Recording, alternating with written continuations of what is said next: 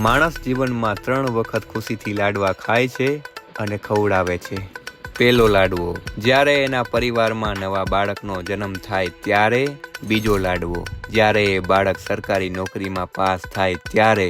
અને ત્રીજો લાડવો પૈણાવી જો ને યાર મને. હું તને કાઈ પૈણાવો નથી. પહેલા તું નોકરી તો સેટ થઈ જા પછી મને કહેજે. એટલે મારા બાપાએ મારા લગ્ન કરાવવાની ના પાડી દીધી એટલે તારી મને એક મદદ જોઈએ. અને જો લગ્ન ભાગીને કર્યા હોય તો એ લાડવો પચાવો થોડોક વહમો છે.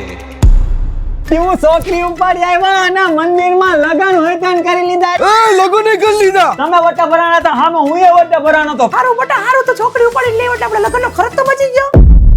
પણ ભાઈ એક પ્રોબ્લેમ આવી ગઈ. કઈટાને ગોતું મરવી જાય. કેમ એકલા આવ્યા? પણ સાહેબ અમને ઈ ખબર ન પડી કે છોકરો છોકરીને ભગાડે કે છોકરી છોકરાને ભગાડે. આ સયો સો તારા માથામાં નાખ દઈ તો વાર નહીં લાગે હું. તારે તો તારા માટાની ભટકાઈ તને. કોણ છે? પછી આપણે નાઈ નાઈ કલવી છે ને.